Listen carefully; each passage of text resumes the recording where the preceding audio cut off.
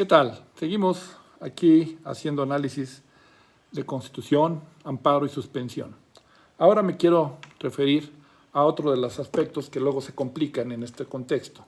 Es cómo estudiar la suspensión.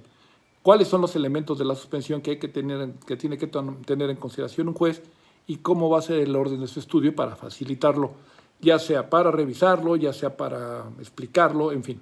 Esto es para ahorrarnos tiempo. Podemos señalar que tenemos tres tipos de elementos. Los que nacen de la Constitución, los que están en la ley de amparo y algunos que nacen de la jurisprudencia. En la Constitución hay una primera etapa en la cual dice, si vemos su texto, dice, cuando la naturaleza del acto lo permita, se dará un estudio de apariencia del buen derecho y se determinará una ponderación entre la apariencia del buen derecho y el orden público y el interés social. En esto entonces encontramos ya tres de los elementos. Uno, que lo permita la naturaleza del acto. Y aquí hay que ver qué quiere decir eso, y entonces tenemos que partir qué es que lo permite la naturaleza del acto. Ya no nos vamos a poder referir a actos consumados, actos negativos. Que lo permita la naturaleza del acto es que sea urgente y que haya peligro en la demora. Entonces, y esto lo podemos deducir de una tesis en que se resolvió una contradicción de tesis que les voy a platicar la historia. Se presentan en Veracruz, se presentan unos militares, los dan de baja por ser cero positivos y se van al amparo. Llega el juez y el juez les niega la suspensión por ser actos consumados contra los cuales ya no puede tener efectos restitutorios porque es propio de la sentencia. Entonces, entramos al proyecto y analizamos que tiene apariencia el buen derecho porque estábamos analizando que había una categoría sospechosa y que en ese contexto había una discriminación en el que no se estaba tomando en cuenta que eran inútiles a la patria no porque tuvieran una deficiencia, sino porque tenían una enfermedad con cierto prejuzgamiento o digamos con cierto prejuicio de que no son correctos, ¿no? Los infectados que resultaban seropositivos. Y entonces lo presentamos en ese contexto, se presentó al colegiado, al pleno del colegiado, y se decidió por mayoría que estábamos ante una presencia de actos consumados y que no podía tener efectos restitutorios. Se busca en este contexto una contradicción de tesis, encontramos un tribunal, denunciamos la contradicción, se va a la Suprema Corte y la Corte resuelve en la segunda sala que efectivamente son actos consumados. Entonces, esto resulta interesante, son actos consumados y contra ellos no procede porque sería dar efectos restitutorios. Sin embargo, ya pasa el tiempo, medio año o 2 años más adelante, se resuelve que es inconstitucional precisamente por discriminatorio. Y entonces ahora los jueces tendrían una problemática. Teníamos el caso de que para resolver la suspensión tenía que resolverse una jurisprudencia obligatoria que decía que no procedía contra estos actos porque son actos consumados, pero teníamos la resolución de fondo y que decía que ese artículo que establecía esta discriminación era inconstitucional. En ese contexto, ¿qué hacía el juez? Cuando tenía la demanda, pues tendría que, sabiendas que de todos modos en el fondo iba a ganar el militar, de todos modos le negaba la suspensión y entonces esperar hasta la sentencia. Se da cuenta en esto la ministra ponente, que es la ministra Margarita Luna Ramos, de ese proyecto y pide la sustitución de jurisprudencia por establecer que ya había apariencia del buen derecho. Y aquí resulta interesante precisamente lo que se resuelve. Dice, en virtud de que el Pleno de este alto tribunal declaró inconstitucional la ley del seguro de las Fuerzas Armadas por violar el principio de igualdad y no discriminación, fijó el criterio consistente en que las únicas causas que justifican la baja del activo de las Fuerzas Armadas y el alta en situación de retiro por motivos de salud es la inutilidad entendida como la no aptitud física o mental para el servicio de las armas y no la sola existencia de un padecimiento o enfermedad, como puede ser, entre otros, el virus de inmunodeficiencia humana. En consecuencia, cuando se solicite la suspensión de la resolución en la cual se ordena la baja y alta precitada, deberá hacerse una apreciación provisional de la inconstitucionalidad y concederse la suspensión. Aquí me resulta muy interesante este tema, porque no se determinó que ya no fueran consumados, no se determinó que ya no se podía ver el fondo, no se determinó nada, se dijo que haya apariencia del buen derecho y es lo que tiene que hacerse.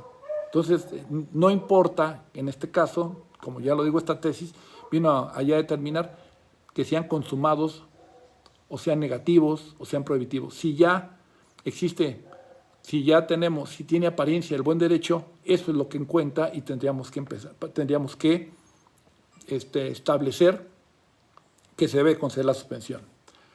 Bueno, ya establecido qué es lo que se tiene que entender por urgencia, el orden, lo relacionado a que la naturaleza del acto lo permite, entonces pasamos a ver la apariencia del buen derecho. En ese contexto, pues ya analizamos la apariencia del buen derecho como siguiente punto y vemos si tiene derecho. Si no tiene derecho que haya de defender, no hay necesidad tampoco de seguir adelante. Tendríamos que, si tiene derecho, veremos si hay orden público e interés social. Habría que ver qué entendemos por orden público e interés social, pero bueno, veremos qué tipo de intereses son los que se pretenden analizar. Si ya analizo y aparece un interés un orden público e interés social, entonces haré un juicio de ponderación entre el orden público y el interés social y la apariencia del buen derecho. Esto resulta bastante interesante. Entonces, el orden, ¿cuál será entonces? Tendremos que poner entonces, primero, que lo solicita el agraviado. Segundo, que exista interés suspensional. Tercero, que la naturaleza del acto lo permita, ¿sí? Entendiendo a esta como la urgencia y el peligro en la demora. En tercer lugar, la apariencia del buen derecho. En cuarto lugar, ver si hay orden público y interés social. Y en quinto término, y ya para resolver el caso, haremos un ejercicio de ponderación. Aquí también resulta interesante, porque aquí si pusiéramos en otro orden y pusiéramos el orden público y el interés social como un requisito antes de la apariencia, estaríamos en un problema. ¿Por qué? Porque nos viríamos en abstracto el orden público y el interés social y no entraríamos a la apariencia y podemos cometer alguna injusticia. Les pongo como ejemplo. Pongamos que estamos ahorita en el problema de la pandemia y en un municipio llega el presidente municipal y determina ahí en una votación a mano alzada, ahí en un mitin del pueblo, y determina y pregunta ahí que si están de acuerdo en que para evitar la pandemia que tenemos del coronavirus, se deba de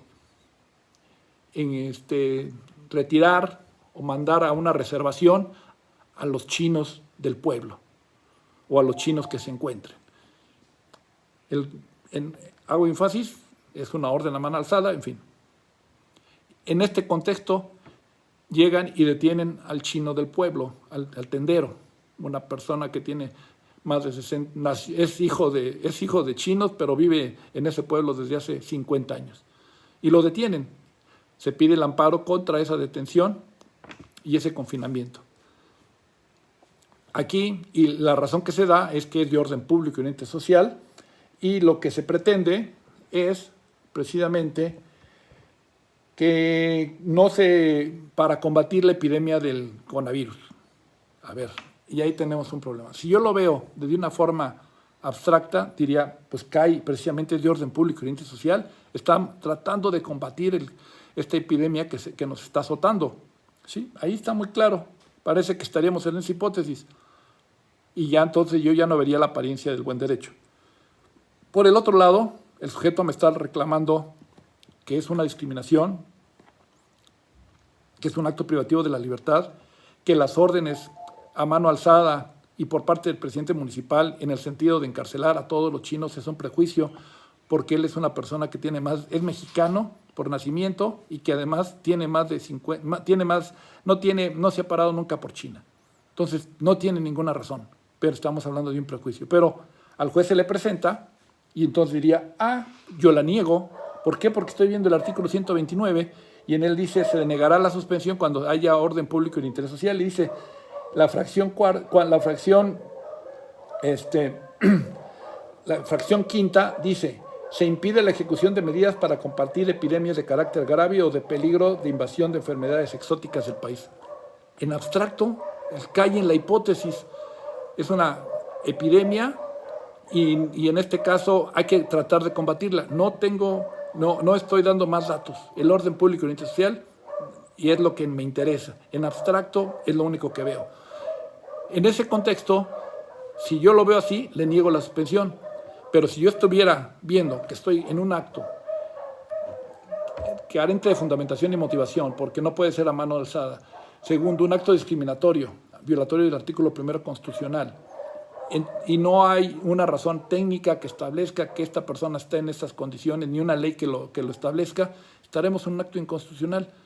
Si yo lo viera únicamente con orden público e interés social, no le hago caso. Pero si ya lo veo con la apariencia, entonces ya digo, espérame, aquí no puedes hacer este tipo de cuestiones, y aquí ya no tendría yo que, ya precisamente la apariencia, el buen derecho, iría sobre el orden público y el interés social. Máxime que el orden público y el interés social se tiene que basar en la legalidad, no el orden público y el interés social. No sé si me explico. La fundamentación es en ley, no es en ese contexto por orden público e interés social. Esto no es fundamentar. Esta es una cuestión más abstracta y es peligrosa. Bueno, en ese contexto espero haber sido claro en este contexto, y no me queda más que saludarlos y despedirnos, y nos vemos a la próxima. Muchas gracias.